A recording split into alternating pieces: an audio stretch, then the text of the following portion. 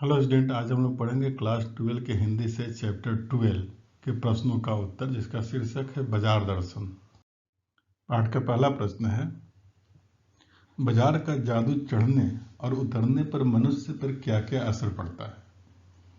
इस प्रश्न का उत्तर इस तरह से होगा, बाजार का जादू चढ़ने और उतरने पर मनुष्य पर निम्नलिखित प्रभाव पड़ते हैं, जिसमें पहला है बाजार में आकर्षक वस्तुएं देखकर मनुष्य उसके जादू यानी उसके आकर्षण में बंध जाता है।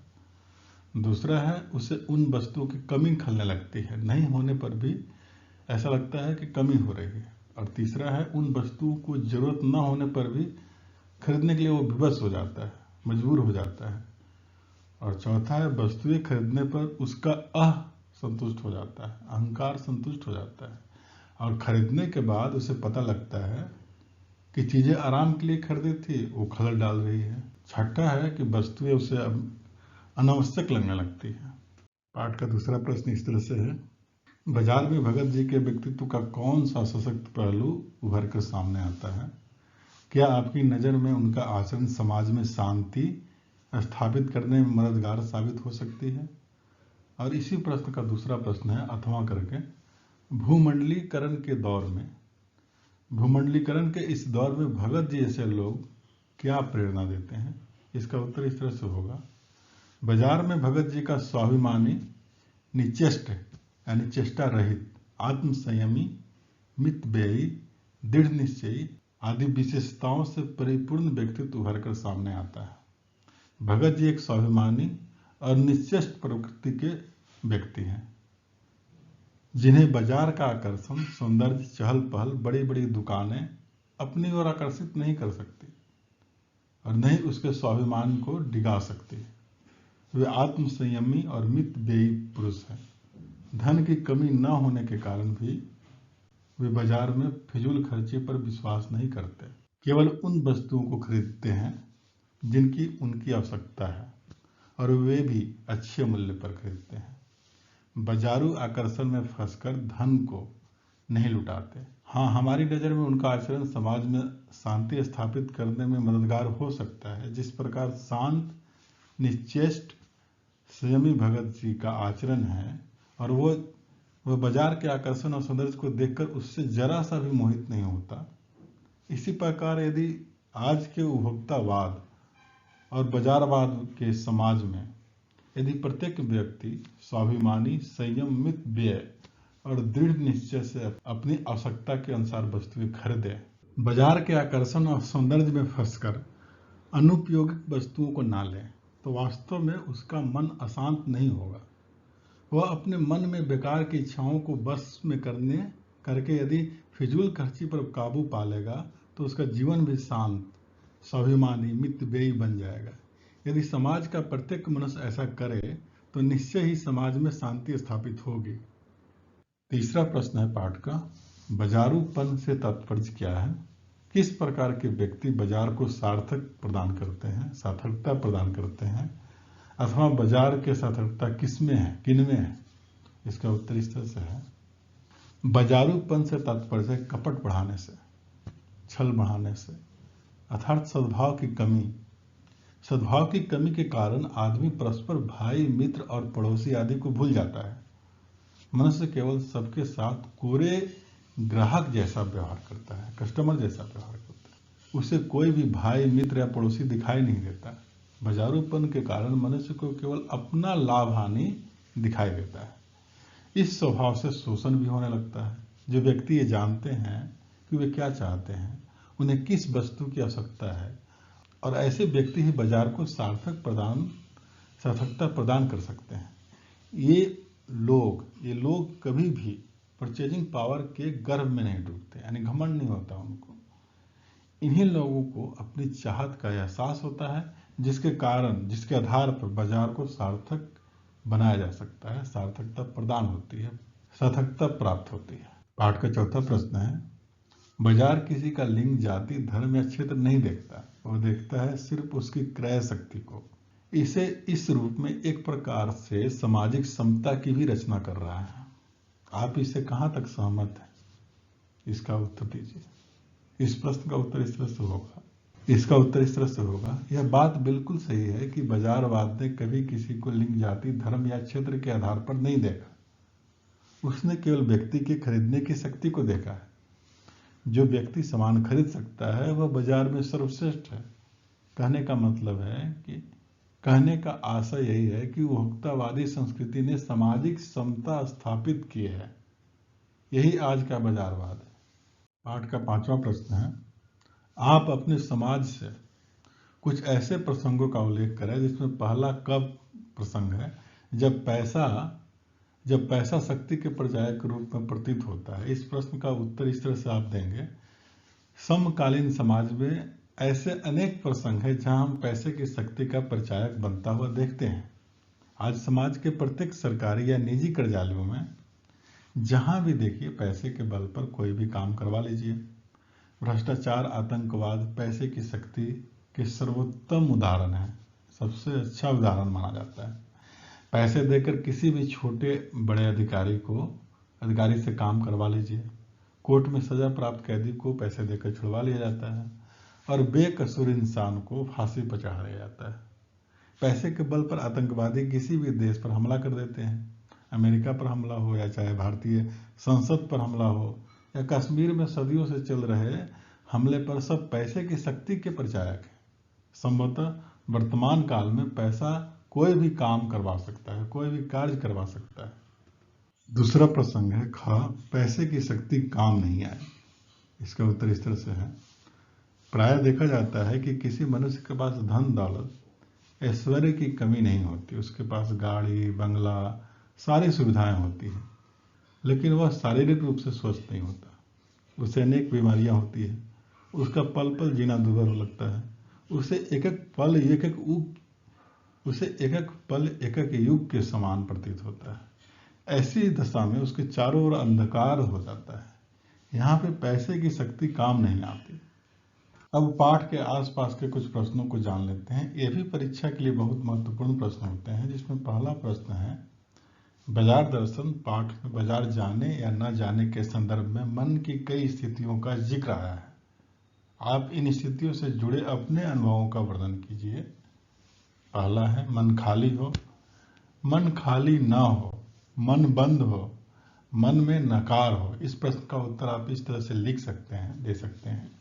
पहला है, मन खाली हो। जब मनुष्य का मन खाली होता है तो बाजार में अनाप शनाप खरीदारी की जाती है। बाजार का जादू सिर चढ़कर बोलता है। एक बार मेले में घूमने गया, वहां चमक दमक आकर्षक वस्तुएं मुझे न्योता देती प्रतीत हो रही थी। रंग बिरंगी लाइटों से प्रभावित होकर मैं एक महंगी ड्रेस खरीद लाया। लाने के बाद पता चला कि वह आधी कीमत में फुटपाथ पर मिलती है। दूसरा, मन खाली ना हो। मन खाली ना होने पर मनुष्य अपनी इच्छित चीजों को खरीदता है। उसका ध्यान अन्य वस्तुओं पर नहीं जाता। मैं घर के जरूरी सामान का लिस्ट बनाकर बाजार जाता हूँ, सिर्फ उसे ही खरीद कर लाता हूँ। मैं अन्य चीजों को देखता जरूर हूँ पर खरीदारी नहीं करता। जिसको जरूरत होती है मुझे उसी की खरीदारी करता हूँ। और तीसरा है, मन बंद हो। मन बंद होने पर इच्छाएं समाप्त हो जाती है। वैसे तो इच्छाएं कभी समाप्त नहीं होती, परंतु कभी कभी मन स्थिति ऐसी होती है कि किसी वस्तु में मन नहीं लगता। एक दिन मैं उदास था और मुझे बाजार में किसी वस्तु की खरीदारी में दिलचस्पी नहीं थी, अतः मैं बिना रुके बाजार से बाहर निकल आया। मन में नकार होना, मन में नकारात्मक भाव होने से बाजार की हर वस्तु खराब दिखाई देने लगती है। इससे समाज का विकास रुक जाता है। ऐसा असर किसी के उपदेश का पालन करने से होता है। एक दिन एक साम्यवादी इस तरह का पाठ पढ़ाया कि बड़ी कंपनियों की वस्तुएं मुझे शोषण का रूप दिखाई देने लगी। पाठ का दूसरा प्रश्न है, बाजार दर्शन पाठ में किस प्रकार के ग्राहकों की बात हुई है? आप स्वयं को किस श्रेणी के ग्राहक मानती हैं? इसका उत्तर इस तरह से होगा, बाजार दर्शन पाठ में लेखक ने कई प्रकार के ग्राहकों का चित्रण किया है। ऐसे ग्राहक जिसका मन खाली होता है, ऐसे ग्राहक जिसका मन भरा होता है, वे ग्राहक जो ये जानते हैं कि उन्हें क्या चाहिए, ऐसे ग्राहक जो नहीं जानते कि उन्हें क्या चाहिए, ऐसे ग्राहक जिन पर बाजार के आकर्षण और सौंदर्य का कोई प्रभाव नहीं पड़ता, मितव्ययी और संयमित ग्राहक। अल्पव्ययी और असमयी ग्राहक।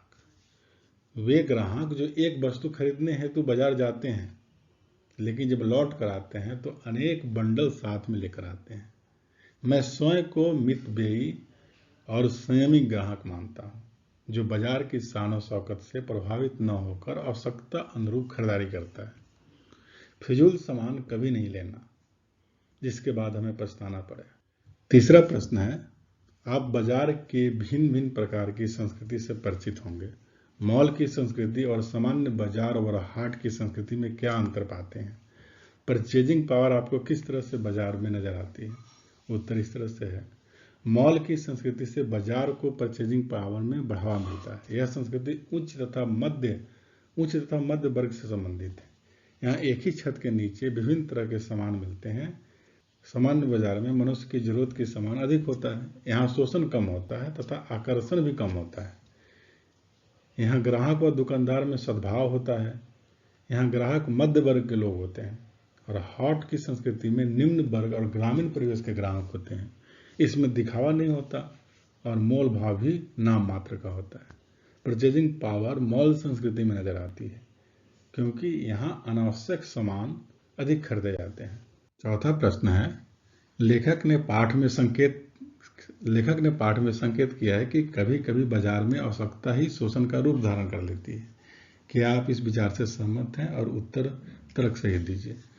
इसका उत्तर इस तरह से होगा, हाँ, हम इस विचार से सहमत हैं कि कभी कभी बाजार में आवश्यकता ही शोषण का रूप धारण कर लेती है। सामान्यतः देखा जाता है कि जब मनुष्य को किसी वस्तु की अधिक आवश्यकता होती है तो बाजार में जाकर उस वस्तु को पाना चाहता है। बाजार में दुकानदार विक्रेता ग्राहक की मानसिकता को पढ़ लेता है। यदि उसे किसी मनुष्य की अत्यधिक आवश्यकता का आभास हो जाए तो वह उस वस्तु को दाम बढ़ा चढ़ाकर बोलता है और ग्राहक भी उस वस्तु की अत्यधिक आवश्यकता होती है, इसलिए वह भी उस विक्रेता के मनचाहे मूल्य में उस वस्तु को खरीद लेता है। इस प्रकार कभी कभी बाजार में मनुष्य की आवश्यकता का भी शोषण हो जाता है। छठा प्रश्न है, उपभोक्तावादी संस्कृति क्या है? उत्तर इस तरह से होगा, उपभोक्तावादी संस्कृति वास्तव में उपभोक्ताओं का समूह है।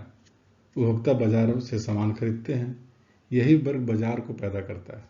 लोग अपने उपभोग की सारी वस्तुएं बाजार से खरीदकर उनका उपयोग करते हैं। बाजार का सारा कारोबार इन्हीं पे निर्भर होता है।